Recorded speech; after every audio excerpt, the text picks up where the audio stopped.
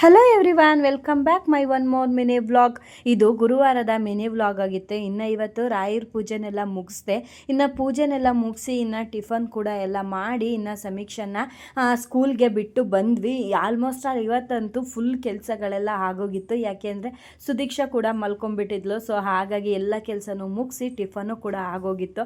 ಆಮೇಲೆ ಹಾಗೆ ಅವಳನ್ನ ಬಿಟ್ಟು ಬಂದು ಸ್ವಲ್ಪ ಸುಸ್ತಾಗ್ತಿತ್ತು ಅಂತ ಹಾಗೆ ಕೂತ್ಕೊಂಡಿದ್ದೆ. ಇನ್ನು ಇವಳು ಬಂದು ಒಂದಷ್ಟು ತರಲೆಗಳನ್ನ ಮಾಡ್ತಾಯಿದ್ಲು. ಒಂದಷ್ಟು ಮಾತಾಡಿಕೊಂಡು ಟೈಮ್ನ ಕಳ್ಕೊಂಡ್ವಿ. ಇನ್ನು ಅವಳ ಜೊತೆ ಒಂದಷ್ಟು ಆಟ ಆಡಿಕೊಂಡು ಎಲ್ಲ ಮುಗಿಸ್ಕೊಂಡು ಇನ್ನು ಅವಳು ನೋಡಿ ಸ್ನ್ಯಾಪ್ ಆನ್ ಮಾಡಿಕೊಂಡು ಯಾವ ಥರ ಫೋಸ್ ಕೊಡ್ತಿದ್ದಾಳೆ.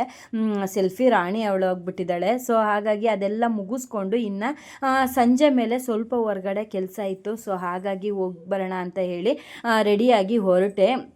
ಇನ್ನು ಅಲ್ಲೋಗಿ ಬರ್ತಾ ಮಳೆ ಸ್ಟಾರ್ಟ್ ಆಗಿಬಿಡ್ತು. ನನ್ನ ಕೆಲಸಗಳೆಲ್ಲ ಮುಗಿಸ್ಕೊಂಡು ಹೊರಟ್ವಿ. ಇನ್ನು ಮಳೆ ಸಿಕ್ಕಾಬಟ್ಟೆ ಸ್ಟಾರ್ಟ್ ಆಗಿಬಿಡ್ತು.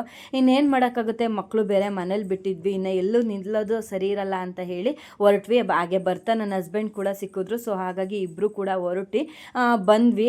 ಇನ್ನು ಮನೆಗೆ ಬಂದು ಒಂದು ಸ್ವಲ್ಪ ಕಾಫಿನೆಲ್ಲ ಮಾಡ್ಕೊಂಡು ಕುಡಿದು ಅದಾದಮೇಲೆ ಇನ್ನೇನು ಶ್ರಾವಣ ಮಾಸ ಬಂತು. ಇನ್ನು ಸೋಮವಾರ ಶ್ರಾವಣ ಇರೋದ್ರಿಂದ ಮನೆ ಸ್ವಲ್ಪ ಡೀಪ್ ಕ್ಲೀನ್ ಮಾಡೋಣ ಅಂತ ಹೇಳಿ ಅಂದ್ಕೊಂಡು ಇವತ್ತು ಸ್ವಲ್ಪ ಮನೇಲಿದ್ದಿದ್ದು ಡಬ್ಬಿಗಳಲ್ಲಿದ್ದಿದ್ದು ಸಾಮಾನುಗಳನ್ನೆಲ್ಲ ಬಿಡಿಸಿ ಡಬ್ಬಿಗಳನ್ನೆಲ್ಲ ನೆನೆ ಹಾಕ್ಬಿಟ್ರೆ ಬೆಳಗ್ಗೆಗೆ ಈಸಿ ಆಗುತ್ತೆ ತೊಳ್ಕೊಳ್ಳೋಕ್ಕೆ ಅಂತ ಹೇಳಿ ಇದೊಂದು ಐಡಿಯಾ ಮಾಡ್ಕೊಂಡ್ಬಿಟ್ಟೆ. ಸೊ ಅದನ್ನೆಲ್ಲ ಬಿಡಿಸಿ ಅದಾದಮೇಲೆ ಈ ಥರ ಒಂದು ಡ್ರಮ್ಮಿಗೆ ಶರ್ಫಿನ ನೀರು ಮಾಡಿಕೊಂಡು ನೆನೆ ಹಾಕ್ಕೊಬಿಡ್ತೀನಿ.